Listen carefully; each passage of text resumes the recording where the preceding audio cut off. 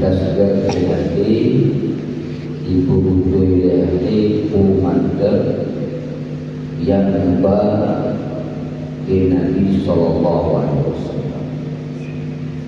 Maka hakikat daripada keimanan bersalah-salahan pendapat ulama. Hakikat daripada iman yang terjadi perbedaan di antara para ulama.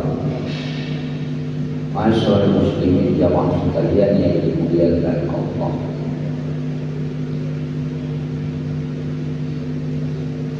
Nah, pendapat yang mengatakan hakikat iman basir, makna basir tunggal, yaitu semata-mata tasdiqu bil qalbi, semata-mata itu betul di hati. Atau umandang yang itu betul di hati dengan iman. Pendapat demikian dikil di Abu Sa'duddin. Demikianlah pendapat Abu Mansur Maduri. Maka berdasarkan pendapat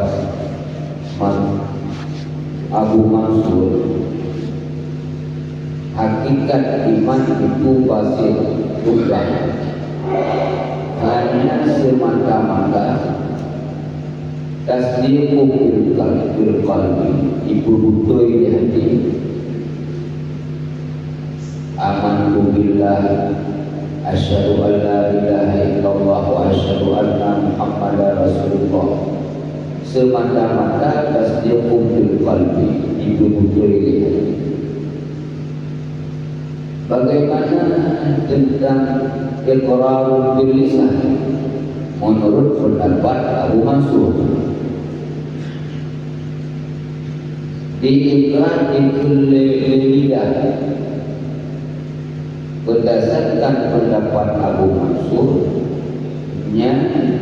hanya untuk menggahirkan alamat iman yang dalam hati, karena yang dalam hatinya tersembunyi, hanya itu mulai karena dalam hati, supaya iman yang betul di hatinya nyata bulahi di manusia, maka wajiblah untuk iqrar bil lisan, mengucap dengan lidah. Maka berdasarkan pendapat Abu Mansur, seseorang yang hanya ada tasdiqu bil qalbi, membenarkan dengan hatinya, tiada ikrar dengan lidah, maka orang tersebut mukmin fil batin, dia beriman pada batin, dan dia tidak dikatakan beriman pada zahir, karena hanya lahir iman yang tersembunyi di dalam hati. Jika seseorang mengikrar dengan lisan, maka berlakulah segala hukum-hukum Islam terhadapnya. Kadirul yang kamu ucap asyhadu an la ilaha illallah wa asyhadu anna Muhammadar Rasulullah, maka dia mukmin pada batin dan mukmin pada zahir, diperjalankanlah, diberlakukan segala hukum-hukum Islam terhadapnya. Dia meninggal dengan karena kata Islam, dan sembahyang dan pegawai sesama Islam. Demikian pula berlaku segala hukum-hukum Islam yang lain. Dan seseorang tiada tasdiqu bil qalbi, hati tidak membenarkan,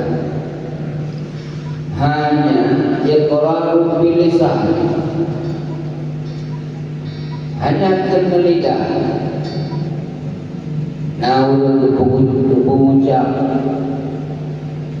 mengucap, tapi hati dalam hati hanya sebagaimana yang lidah.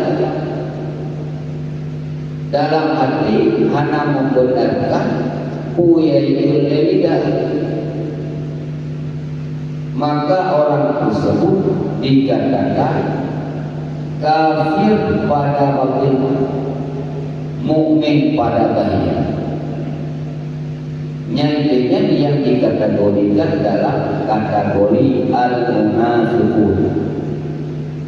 Dia hanya semata-mata mukmin pada zahir lisannya, tapi tiada pada batinnya. Masyarakat muslimin jamaah subuh yang dimuliakan Allah Subhanahu wa taala. Maka atas dasar pendapat Abu Mansur, seseorang yang hanya tasdiqu bil qalbi, dalam hatinya semata-mata, maka di akhirat dia dakhalal jannah. Hanya di dunia hanya berlakukan hukum Islam, karena hanya dari Islam. Jadi meninggal bayar apa tadi dan nombak bulan Cina. Jadi dia berkawin, nanti dia berkawin nombak Islam, karena hanya dari Islam. Nyamanan berdapat Abu Mansur Maturidi. Maka iman itu pasti buka semata-mata tasdiq bil qalbi. Pendapat yang kedua, itulah yang berpendapat oleh Abu Hasan Al-Asy'ari. Hakikat daripada keimanan itu murakab di antara dua perkara, tersusun daripada dua perkara. Yang pertama tasdiqu bil qalbi, hati membenarkan. Yang kedua iqraru bil lisan, ikrar lidah. Dengan dua perkara tersebut, maka orang itu dikatakan beriman. Hanya dua perkara, hana tasdiq bil qalbi dan hana iqrar bil lisan, hana dikatakan beriman, tidak dikatakan mukmin. Anjur hakikat iman. Maka berdasarkan dua pendapat tersebut, baik Abu Mansur dan Abu Hasan, tentang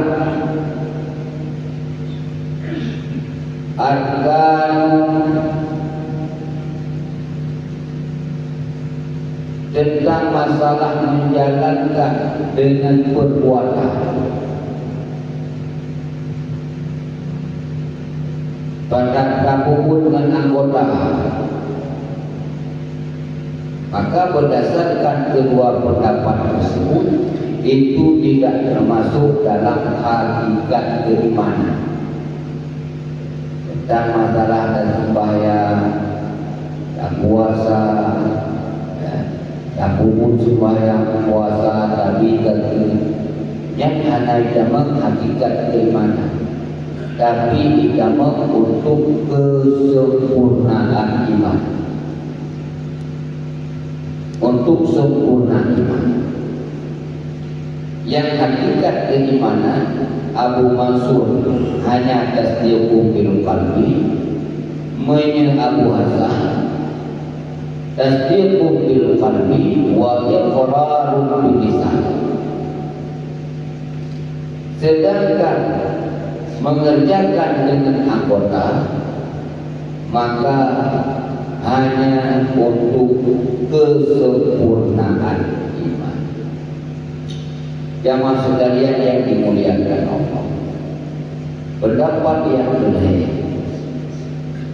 yaitu pendapat Mu'tazilah yang susah, bahwa hakikat iman itu murakab daripada 3 perkara, tersusun daripada 6 perkara. Tasdiqu bil qalbi benar, iqrarun bil lisan pun benar, kemudian mengerjakan dengan anggota yang pun benar. Mandai perkara benar, benar sembahyang, benar puasa, benar punya wajib zakat, dan benar hukum segala hukum-hukum Islam yang lain. Menyehana melaksanakan sholat, puasa, zakat dan lain-lain sebagainya daripada hukum Islam berdasarkan pendapat Mu'tazilah, dia tidak dikatakan beriman. Anak gegernya urut beriman, anak geger aman yang beriman. Posisi kata kami hadir di kami ke Mu'tazilah, hadir di kami pakai di kami karena tasdik dalam hati, ikrar dengan lisan. Jadi menyangka urut beriman dan urut kafir posisi jaga dibanding iman urutnya tawasul, perantaraan antara iman dan kafir. Urut mengimankan, urut kafir, yang mana pendapat Mu'tazilah membagi tentang perkara seseorang kepada 3 perkara. Urut mukmin, urut kafir, urut tawasul, perantaraan antara mukmin dan kafir. Maka pendapat tersebut pendapat yang sesat. Kategori hanya 2, bukan mukmin kafir, hanya perantaraan. Karena tempat hubungan Allah Ta'ala 24 kata juga neraka. Yang dalam surga dalam neraka. Hana orang mengiganya hana jelas dalam surga dalam neraka, di antara surga dan neraka. Masyaallah muslimin jamaah sekalian yang dimuliakan Allah Subhanahu wa taala. Maka sebagaimana yang kita dengar, bahkan kadang-kadang sering kita